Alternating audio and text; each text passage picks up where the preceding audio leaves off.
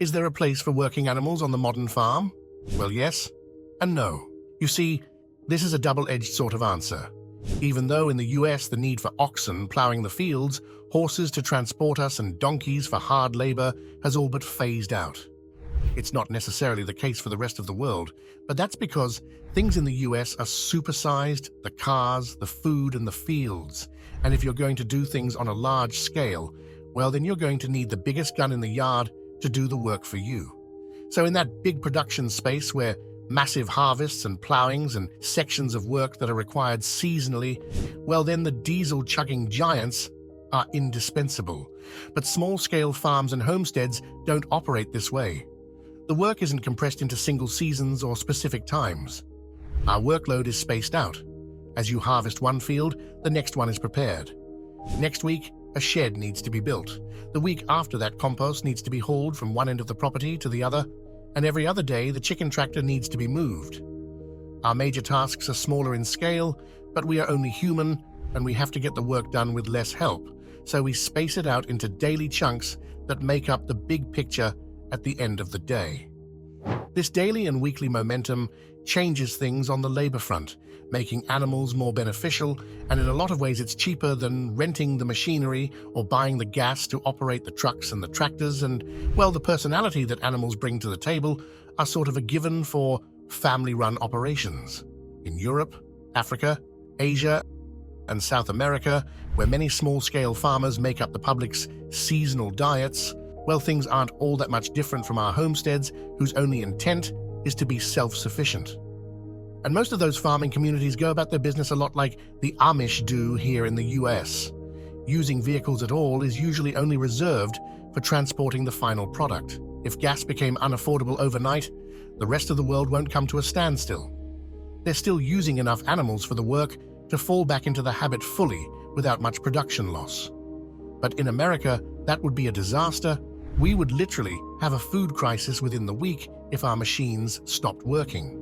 The argument is usually that animals require more work and money to keep up with, making it not worth the effort. But is that really the case? Besides the occasional veterinary bill and some extra attention, is there really that much monetary transaction involved compared to the gas, repairs, mechanics, operators, or buying the sometimes multi-million-dollar trucks and grain processors? We won't be looking at all of the livestock that can help you. For today, we're just taking a look at the mules and donkeys.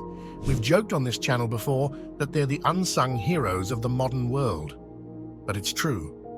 Without the humble ass, no grand buildings of old would have been built, people would have been able to get around, produce would not have been brought to market, and you'd be surprised to hear that they make fantastic watchdogs on the farm, even better than the actual canines that are supposed to do the guarding. The donkeys were always considered the poor man's helper. And how ironic. They can do more. They cost less in upkeep and feed. They have virtually no medical issues or finicky feed preferences, and they're just as strong, if not stronger, than horses in a lot of ways, and they're smarter. The myth that donkeys and mules are too stubborn to be operational needs to end right here. The thing about these equines that makes them so stubborn is twofold. For one, a mule will not go into a situation that it deems too dangerous, be that a predator or a ravine that's too steep to safely scale. They know their limits, and no matter how much you try to beat them into submission, they just won't put themselves, or you, in a place that's not safe. And secondly, they are whip smart. And with that intelligence comes loyalty and love. An animal that's treated badly and not praised for the hard work they put in for you will go out of its way to spite you. But give a mule the care he needs, and they'll work in the rain, sleet, and snow, and they'll fight off lions to protect you. Mules are in a lot of ways like our loyal canine protectors. They just judge your bad behavior a little more. Mules can work where machines can't. For those of us that need to work on land that's got hills and ravines and valleys, well, the trucks can't fit in the narrow spaces, they can't navigate the rocky inclines, and they certainly can't get their tires through hollows where water has collected after the rain, but a donkey can. They'll move the chicken tractor, carry loads from one end of the property to the other, and they can even plow fields. And they'll do it all for less cost, quicker training, and with a little more affection. And let's talk about protection. They can be run with any animal, goats, sheep, cows, and horses, and they get incredibly attached to their stallmates. Where other animals instinctively run away from predators and strangers, a donkey will run toward it, defending their friends to the death if need be. Not that they come off worse in a fight often. They've been known to kick coyotes and mountain lions to death and walk away without a scratch. And that spills over to their human handlers too. They won't hesitate to get in between you and a dangerous animal. They are cheaper to keep than any other working animal, more versatile in what they can do, more easily trained thanks to that head full of brains, and they won't need as much babying from you as horses would. Besides taking care of the parasites and common area-specific diseases, they don't require any specialized care. Unless you live in rocky environments and your mules will be working a lot, then you'll need to consider hooves. But it's very rare for them to need them. Mostly a hoof trim and a check for any swelling now and then is enough for them to be on their feet without the need for shoes. Shedding is necessary for the gigantic jackstock donkeys. They are enormous and usually used for riding.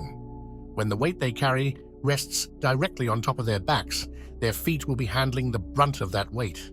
Pulling a cart and carrying a pack or two on their sides isn't quite as heavy duty as hauling a fully grown man around. It really just depends on how heavy and consistent their workload is. If they're working every day, especially on rough terrain, then yes, shoes will be necessary.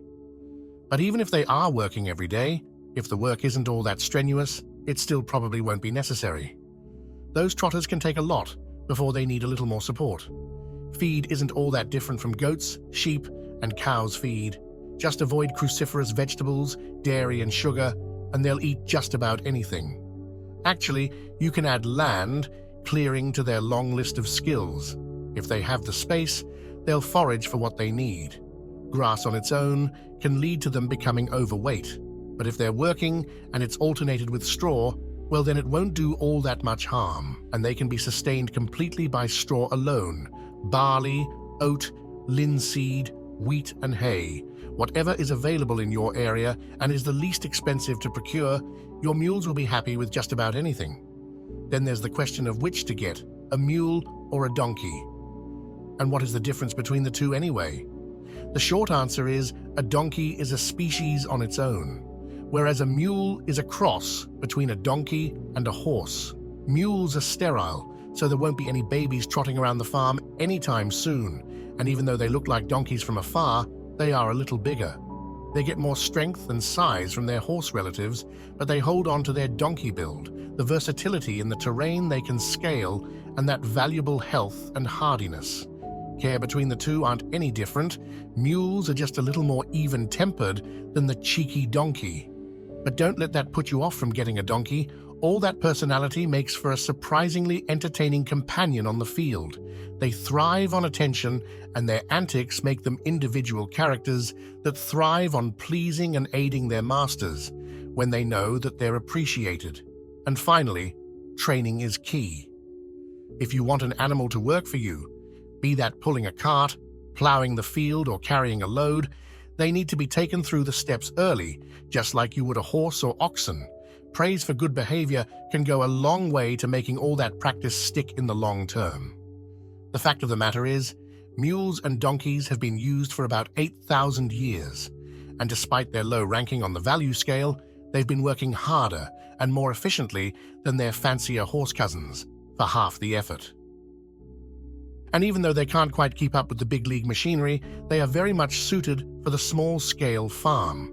Their ability to run with any animal, eat just about anything, and the fact that they can handle much more of the workload than any other individual animal can, is the reason that their use hasn't phased out in the rest of the world. If you are considering using animals to work for you, the simple yet effective mule is the best place to start. They are by far the easiest and most low-maintenance animals for beginners who aren't sure if they can handle a working animal. And you might just find that they end up charming the pants off you. We weren't kidding when we said they come with boatloads of personality. And now, like always, we want to hear your thoughts. For those who have had experience with mules, or any working animal for that matter, what have your takeaways been? And to those who are just dipping their toes into new waters, where do you plan on starting? There is no better place to start than hearing from those who've done it themselves, so don't hold back. Before you leave, don't forget to like, subscribe, and share this with other like-minded individuals who live and love the land beneath their boots.